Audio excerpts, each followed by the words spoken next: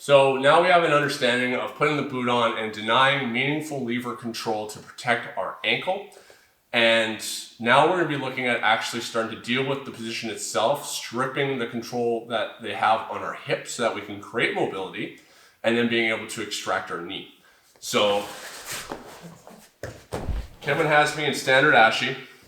I'm putting this boot on as much as possible. The longer you are, the more you're able to just put, like I can just put the boot on like this because I'm 6'5", my legs go on forever. The shorter you are, the more you're gonna have to immediately start to jam up your partner. We always wanna look before we try to extract to get ourselves nice and close to box our opponent's hips in so that they don't have mobility themselves. Good leg lockers are gonna be very good at being able to recognize when we're starting to use these escapes or counters and then having answers for them. This is what happens in jiu-jitsu all the time.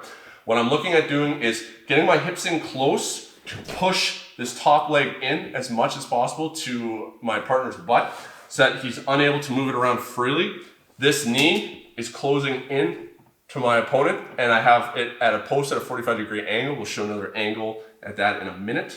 And I'm putting this boot on. If I need to, I'm controlling the inside of this arm.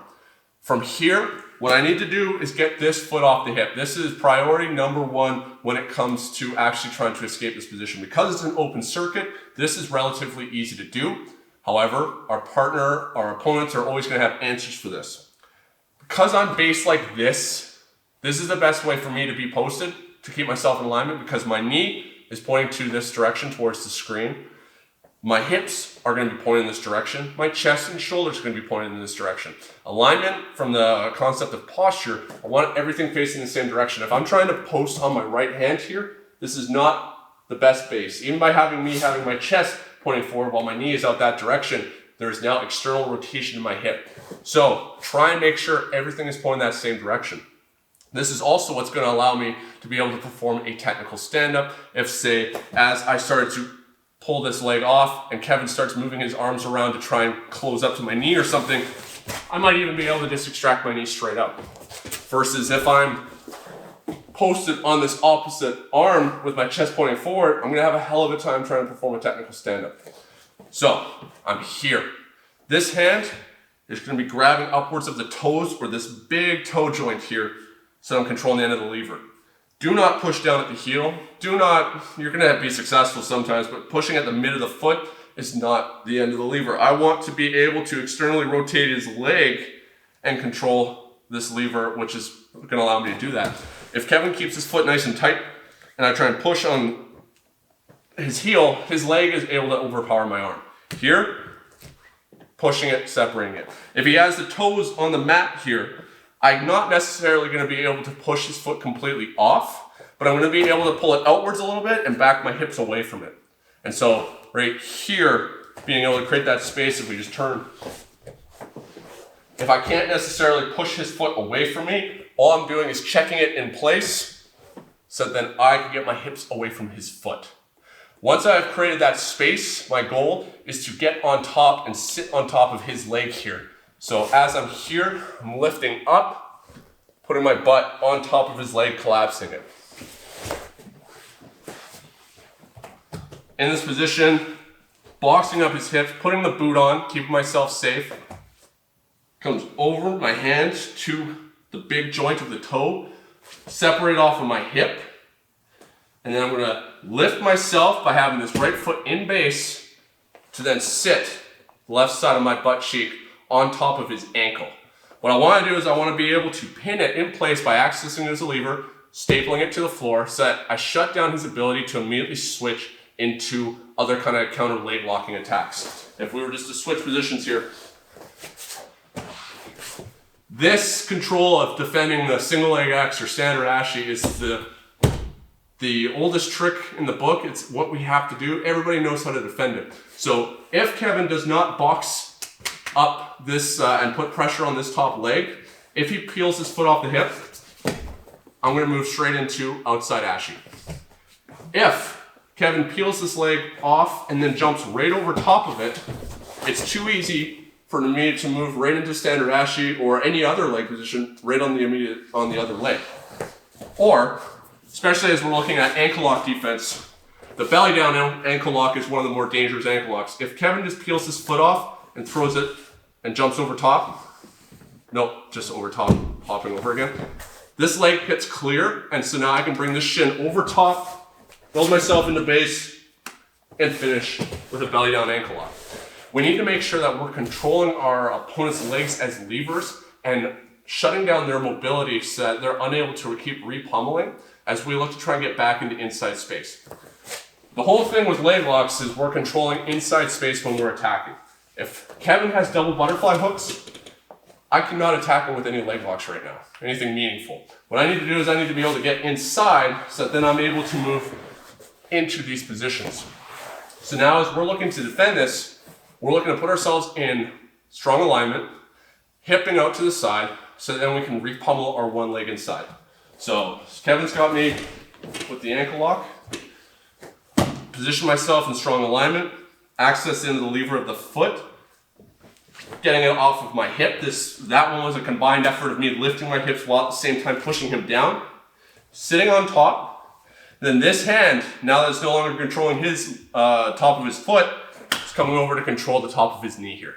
Because once again, I need to be able to stop him from being able to bring this leg out, switching it into other leg lock positions. So here, I'm boxing it in. And then at this point, I keep my hips nice and tight against him and on top of his leg as much as possible so I can start sliding over. Even now, if he starts withdrawing his leg and trying to get himself into a belly down ankle lock position where he's trying to drive his knee over, I'm going to be able to start bringing my foot up, over, driving into his floating ribs to start getting myself safe. The goal is to start getting my other leg pummeling inside so that I can start to control the inside space or make it an even battle of one in and one out, or to completely push him away as a frame so that my legs are completely extracted. Here, push off, sit on top of the leg, control. I look to continually move around this direction. Now at this point, because his leg is here, there's not much effort for me to bring this leg in front. If I'm completely off to the side here, I have to throw my leg in front and see how now I'm going to end up pushing with the outside of my foot using flexibility. The more flexible you are, you're going to be able to abuse this trait and get away with it sometimes. But the goal is not to use flexibility, it's just to create a better hip angle so that I can put myself in a strong alignment to leg press my opponent, not pushing with the outside of my leg, externally rotating my hip. It's going to put pressure into my knee. So here, boxing Kevin in this position.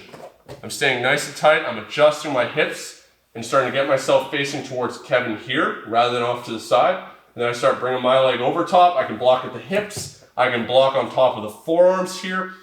An ankle lock can be a difficult grip to pull your leg straight out. So for an ankle lock, I like bringing my hands up here or my feet pushing right against Kevin's wrist. So as Kevin tries to hold on to this ankle lock for dear life, I can start to affect the alignment of his wrists and make the grip weak to extract my leg and get the hell out of there. There's a lot of options for counter leg locking if we want to stay in the pocket, but right now, I'm just showing you guys how to get yourselves out and safe. So, from another angle. As Kevin starts going for the submission, gripping in tight, turning this knee in, putting the boot on nice and tight here. Try and finish me, Kevin. It's going to be very difficult. I'm not allowing him to extend here. From here, I'm going to have to make that judgment call. If I got myself safe, protecting this foot, now I switch. I get on top of his leg. See, I'm sitting on top of the leg here. This leg is still in base, turning in. Now I start going back into boxing Kevin up, shutting down the mobility of his hips. This hand can go back to grabbing the inside of his forearm if I want to, and I can use my elbow if I have room to block the top of his leg. Otherwise, just take your hand, cut the top of the knee. Now I start to create this angle moving towards him in an arc, setting my hips down to the ground. Now bring this leg on top of his hips here. I can also, depending on how much space he's created, if he's already hipped out at this point, I might bring my leg all the way in and just form a butterfly hook. Because now if he tries to connect in any, like even from here, go to a standard Ashi, I'm controlling the inside space. If this happens, he can go back to standard Ashi. But if I have this hook here, I just make sure that I'm constantly accessing it as a lever, staying sticky with my hook, so as he tries to move through and attack Nothing. And if he tries to move to attack this leg, well, he can't because it's on the inside space. So I'm either going to push on my opponent's chest, floating ribs on his forearm up against his chest to extract my leg, or I'm going to circle my leg in to control the inside space here. Now, because he has lever control, but not meaningful lever control, he has no control of the knee or the hip. He only has one part of the leg lock ingredients that he needs. I am fine here. I control the top of his leg here. He can try and ankle lock me if he wants, but I'm always going to have the ability to continually move around, correcting that angle, turning up, technical stand up, and start looking at passing from standing if I'd like to. So make sure you protect your foot with the boot, as we talked about in the last video, and then work on keeping yourself in proper alignment while you strip the foot off your hip so that you can create mobility in your hip, because his goal is to immobilize our hip. So we will always want to reverse engineer it, and then look to get your legs out, shut him down from being able to re-pummel controlling inside space, and then get ourselves to that alignment so that we can frame our opponent out or control the inside space ourselves.